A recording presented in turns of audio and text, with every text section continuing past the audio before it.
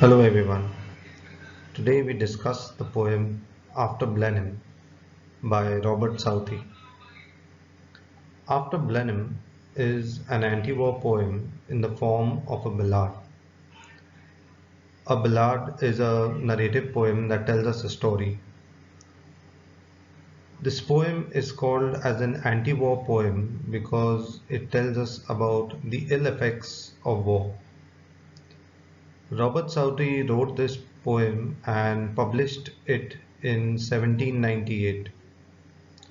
This poem centers on the most famous battle in the War of the Spanish Succession that took place from 1701 to 1714. After Blenheim is also known as the Battle of Blenheim. Blenheim is the English name for the German village of Blindheim, situated on the left bank of the Danube River in the state of Bavaria in southern Germany. Now, before we discuss this poem in detail, let us look at the history or the background of the poem. In November 1700, the grandson of King Louis XIV of France ascended to the throne of Spain as Philip V. Austria and other European countries saw this development as an unfair plan of the French king to increase his power and influence. War broke out in 1701 between Austria and France. England and the Netherlands allied themselves with Austria. The German principalities of Bavaria and Cologne and the Italian principalities of Mantua and Savoy allied themselves with France. As the war progressed, Portugal and various German dominions, including Prussia and Hanover, entered the war on the side of Austria. In addition, Savoy renounced its allegiance to the French and joined the anti-French coalition. In 1704, the coalition defeated French and Bavarian forces at Blenheim in one of the most important battles of the war. Among the conquering heroes were England's Duke of Marlborough and Savoy's Prince Eugene. Now let us discuss about the poem. Through a conversation between an old farmer, Caspar, and his grandchildren, Wilhelmine and Peterkin, the poet gradually reveals the scene of a former battlefield. One evening in the fields around the Bavarian town of Blenheim in southern Germany, an elderly farmer named Caspar sits in front of his cottage watching his grandchildren Wilhelmine and Peterkin at play. Peterkin is rolling an object he found near a stream. He takes it to Caspar and asks what it is. The old man, who has found many such objects while plowing the fields, replies that it is the skull of a soldier who died in the Battle of Blenheim. Their curiosity aroused, the children ask him about the battle and why it was fought. The English routed the French, he says, in what later generations would call a great and famous victory. However, Caspar is at a loss to explain the cause of the battle. He does know that thousands died in it, not only soldiers but also townspeople, including children. In fact, the fields were littered with corpses. But such terrible consequences are part of war, he says. They do not negate the glory of the victory. Wilhelmine then comments that the battle was a wicked thing. But Caspar tells her she is wrong. It is a famous victory, he says. Peterkin asks what good came of the fighting. Caspar says he does not know, but adds was a famous victory. The poem After Blenheim makes us ponder on the purpose and result of a war and even questions its validity. Now let us take a look at the poem stanza-wise. It was a summer evening. Old Caspar's work was done, And he before his cottage door was sitting in the sun, and by him spotted on the green his little grandchild Wilhelmine. The poem begins by picturizing a vivid scene of a summer evening. It is the time when most people return from work. The days are long and tiring in summers, and the sun sets late in the evening. An elderly farmer named Caspar sits in front of his cottage watching his children Wilhelmine and Peterkin at play on the lush green fields. The second stanza. She saw her brother Peterkin roll something large and round, which he beside the rivulet in playing there had found. He came to ask what he had found that was so large and smooth and round. As Wilhelmine was playing, she saw her brother Peterkin rolling something large, smooth and round, which he had found beside the river. Meanwhile, Caspar was sitting around observing his actions. Out of curiosity, Peterkin takes that something to his grandfather, wanting to know about it. Third stanza. Old Caspar took it from the boy, who stood expectant by, and then the old man shook his head, and with a natural sigh, "'Tis some poor fellow's skull," said he, "who fell in the great victory." Elderly Caspar took that round thing from the boy, who was left in anticipation. After a brief look at it, the old man shook his head with a sigh, and found it to be a skull of some poor fellow, which refers to a soldier who had died in the war, in the Battle of Blenheim, in the great victory. Here the poet brings out the irony as Caspar calls the war a great victory, knowing about the effects that took place after the war. There was bloodshed of thousands of people, and yet he calls the war a great victory. Stanza 4.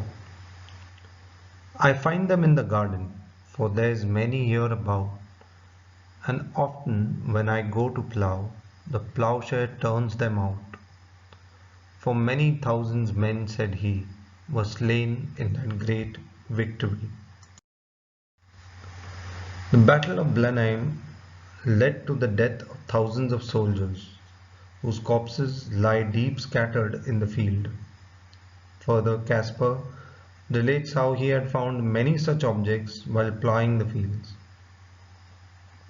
The great victory refers to the triumph in the battle, which also happens to be an example of sheer patriotism. Caspar believed that the soldiers sacrificed their lives for the country and did not die in vain. The death served the purpose of victory in the battle. Stanza 5. Now tell us what 'twas all about. Young Peterkin, he cries, and little Wilhelmine looks up with wonder-waiting eyes. Now tell us all about the war and what they fought each other for. Hearing about the battle, the children were restless to know more about it. For them, the battle seemed to bring thrill and excitement along with certain amazement. Little Wilhelmine was so curious to know about the war and the reason behind it that it reflected in her eyes gleaming for a wonder to unfold. The poet reflects upon the zeal and enthusiasm associated with young age. The ability to question things is a peculiar quality of kids which fades away with growing age. Stanza 6. It was the English, Caspar cried, who put the French to rout. But when they fought each other for, I could not well make out. But everybody said, quoth he, that 'twas a famous victory. History books tell us that the British defeated the Franco-Bavarian army in the Battle of Blenheim. Caspar tries to answer the questions posed by his grandchildren by telling them this piece of information. The interesting point to note here is he doesn't know the reason behind the war. In fact, he doesn't try to find it. He remembers that everybody told him the victory was famous, and he repeated it to himself time and again and put some belief in the words. Stanza 7.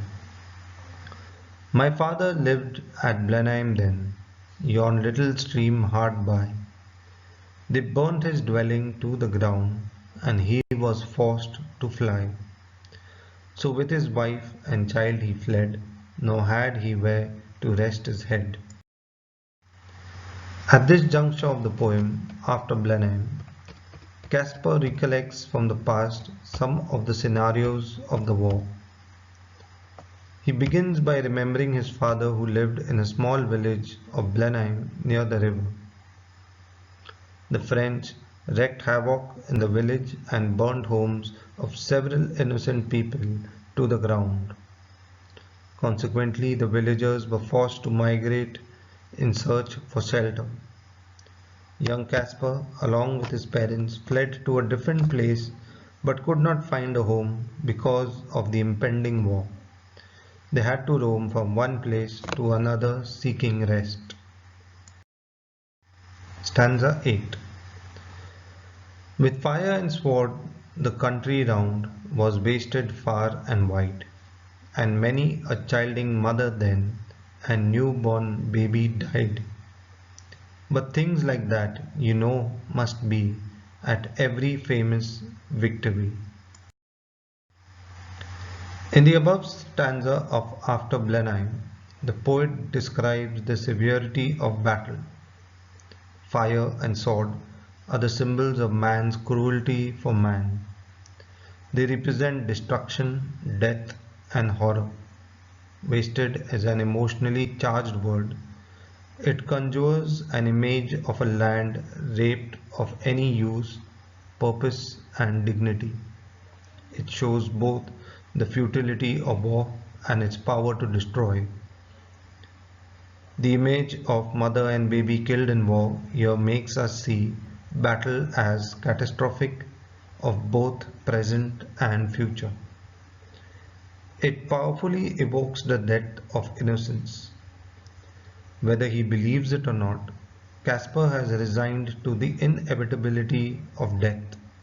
That's why he takes those killings casually and thinks it must be there at every such victory. Famous victory is intentionally repeated by the poet to create a sense of irony. Stanza 9. They say it was a shocking sight after the field was won, for many thousand bodies here lay rotting in the sun. But things like that, you know, must be after a famous victory. The poet goes on to depict the terror of war. When the battle was over, thousands of dead bodies of soldiers lay rotting in the field. There are some sound effects in this stanza helped by the assonance of shocking and rotting and the alliteration in the first line. Combined, they give us greater resonance to the horrendous image of death. The scene of rotting reduces dead men to carrion, an emotive, vivid word. It shows how war not only takes away life, but also dignity and humanity. Stanza 10. Great praise the Duke of Marlborough, one, and our good Prince Eugene. Why, 'twas a very wicked thing, said little Wilhelmine. Nay, nay, my little girl, quoth he, it was a famous victory. The Duke of Marlborough and Prince Eugene, representing Britain, won the battle which lasted for days. Here Caspar praises the Duke and the Prince for having defeated the French and bringing glories to the nation. A Confused Wilhelmine exclaimed that it, that is the war, was a wicked thing and wondered how her grandpa could sing praises of such a bloody war. Again Caspar quotes that it was a famous victory. It is obvious that the old man is hiding all the destruction and agony caused by the war by repeating these two words. He seems to be afraid of breaking the romantic ideals of war, so carefully brought up in his mind. Stanza 11. And everybody praised the Duke, who this great fight did win. But what good came of it at last, quoth little Peterkin. Why that I cannot tell, said he, but 'twas a famous victory. Victory has many fathers, but defeat is an orphan. Staying true to these words, many people praise the Duke for having won the war, and Caspar recalls this with some delight. Peterkin then anticipated on the very purpose of war and what it led to. What good did it do? But the old man did not have any answers to such questions. All he knew was that it was a famous victory. Now let us look at the appropriateness of the title of the poem. The title of the poem After Blenheim is very appropriate as the poet discusses the aftermath of the battle fought at a small village Blenheim between the English and the French. The title of the poem After Blenheim refers to the Battle of Blenheim. Therefore, the title is apt.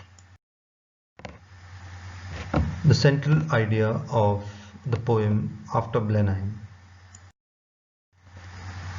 The poet again repeats the line, but was a famous victory.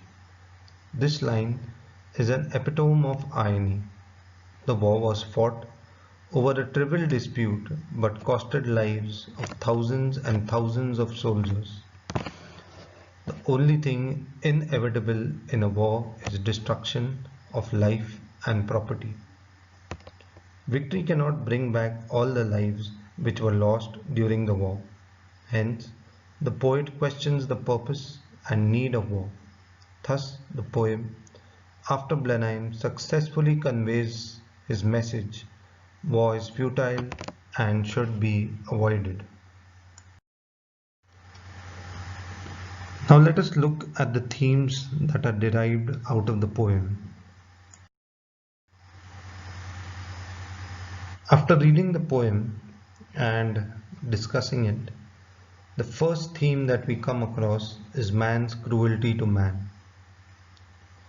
The poem is a scathing commentary on man's cruelty to man. War, as seen in this poem, represents the worst state of human behavior. On one hand is old Caspar, whose only concern is the great victory gained at the cost of death and devastation. On the other hand are the children, who do not grasp the so-called benefits of the war. The poem implies that the perpetrators of war cannot or will not suppress the ambition that provoke wars. The children, who are like many people uncorrupted by adult thinking, can readily perceive war for what it is, that is, death and destruction. The next theme we come across is curiosity and lack of it. Children are curious by nature. When Peterkin finds a skull, he brings it to his grandfather and immediately questions him. Caspar tells him it is the skull of a soldier who died in the Battle of Blenheim. Peterkin's sister Wilhelmine then asks Caspar to describe the war and explain its causes. Caspar is able to describe whether the war was fought and between whom, but he cannot explain the purpose nor the benefits of war. He has no idea about the causes. All that matters to him is that Austria and England won a great victory against France. The next theme we come across is complacency. Old Caspar unquestioningly accepts the loss of innocent lives in the Battle of Blenheim as the price of the glorious victory in the war.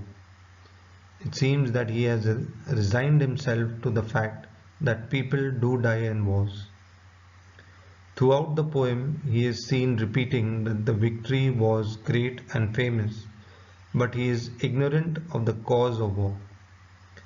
Caspar's complacency is like that of modern politicians who dismiss the death of innocent people in war by referring to them with the impersonal phrase collateral damage. Well, that's all about this chapter, and thank you for watching my video. And please do subscribe to my YouTube channel if you have not yet subscribed, so that you can receive immediate updates on the future videos that I would be posting. And I hope to see you all once again in my next upcoming video.